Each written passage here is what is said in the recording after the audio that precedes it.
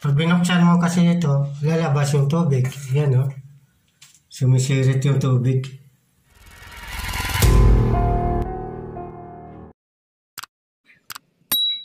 Ang gagawin ko naman ngayon ay isang leak. Yan o. Hindi siya pwedeng istakan ng tubig. Itong flash tank. Itong tangke. Ngayon, pagka inistakan mo ng tubig, tumatagas, oh. Bumabaha dito. So, hindi ka pwedeng mag-stack dito. Hindi ka makapag-flash. Kailangan isasara to kasi basa, oh. Nababasa yung sahig. Kailangan isasara mo dito. Yan, oh. Pag di mo isara, laging basa dito. Pangit. Yan, oh. So, ang solusyon dito, tatanggalin to, papalitan to. Ipakita ko dito, kahit hindi tayo tubiro, kaya natin gawin. Dahil ito lang naman ang papalitan, no? Ito lang. Ito. So, pag binuksan mo kasi ito, lalabas yung tubig. Yan, no? Sumisirit yung tubig.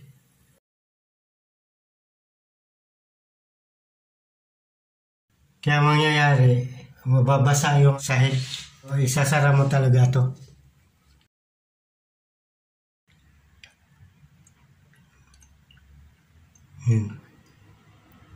So, isasara yan.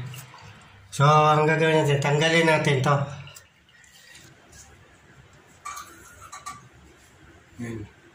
Yan ang sumisirit pag binubuksan. Kaya, obligado ka talaga isasara.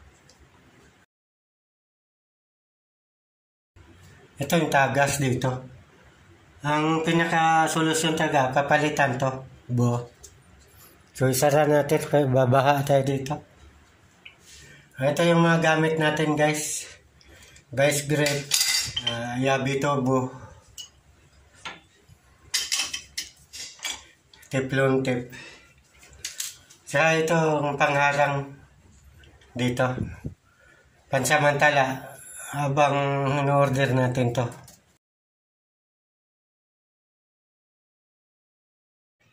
Dadalhin natin ito sa hardware para may sample tayo. Para sigurado tama yung mabibili natin. Tatanggalin ko na ito para may sample tayo.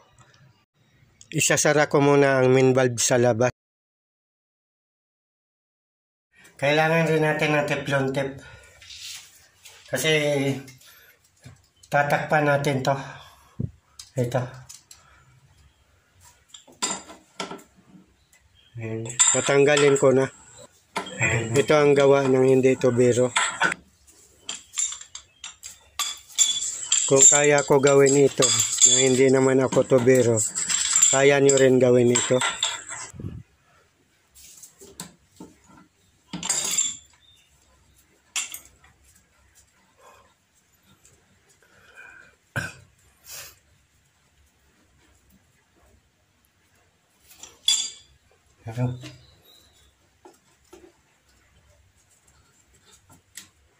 Wala na. Ng tubig. Yan, gawang hindi ito biro to, ha.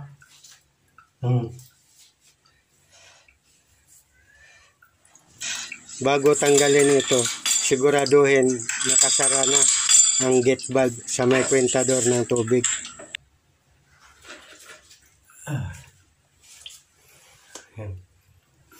Yan, gawang hindi ito biro yan. Ay. Pansamantala, para magamit pa natin yung tubig, sarahan muna natin to habang in-order pa natin to. Kasi kailangan ng sample eh. Yan.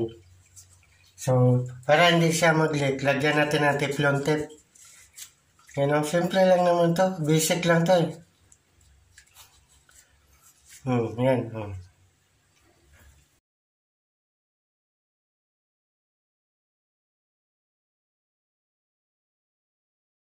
Dapat pag ganun tayo.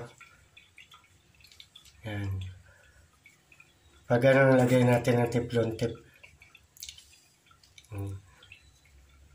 Okay. Oh, yan. Yan. Ayan. Pag ganun, para hindi pa salubong. Huwag pa salubong. Kasi, di ba, pag ganun tayo, pag naghigpit, turn right tayo eh. So, ganyan. Para hindi lalabas yung tubig. Natin dito.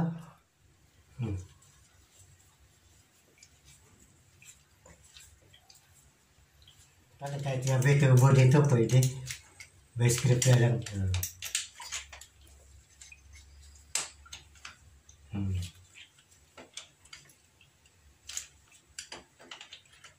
Huwag masyadong higpit, baka bumigay.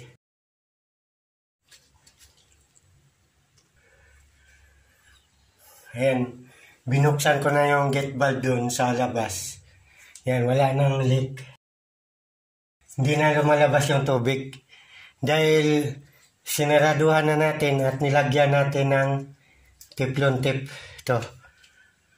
Kasi kung walang teflon tape, pwedeng may lalabas pa konti dito. So, talagang masasabi natin DIY ito. Kasi hindi naman ako tubiro talaga eh. So, ito.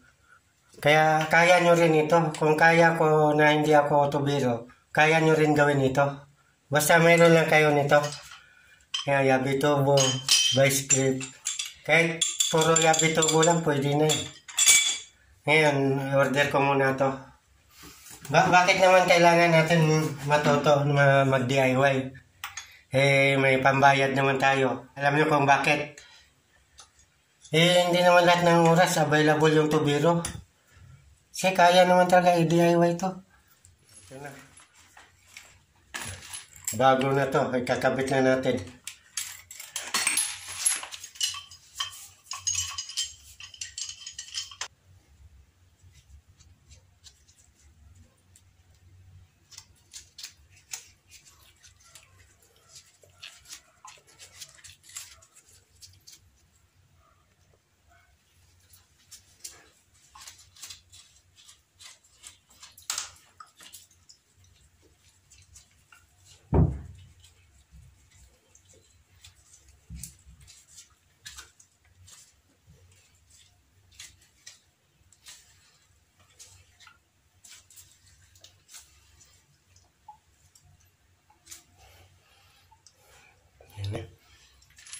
Dito naman.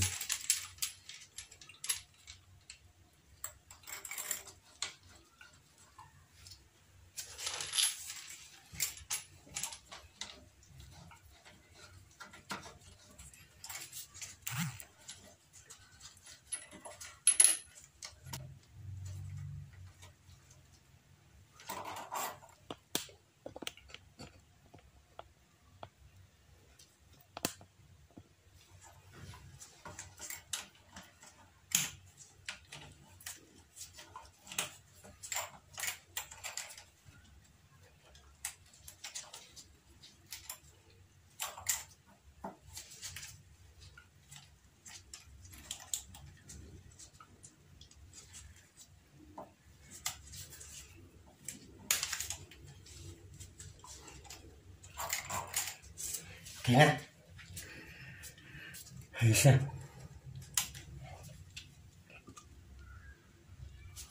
Buksan natin.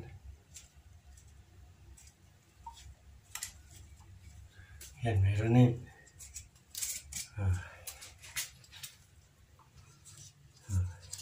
Walang leak. Ayos na guys. Wala nang tulo. O, lagyan natin ng tissue. Yan. Palatandaan yan kung may tulo. Maano yan. Mababasa. I-flash natin guys ha.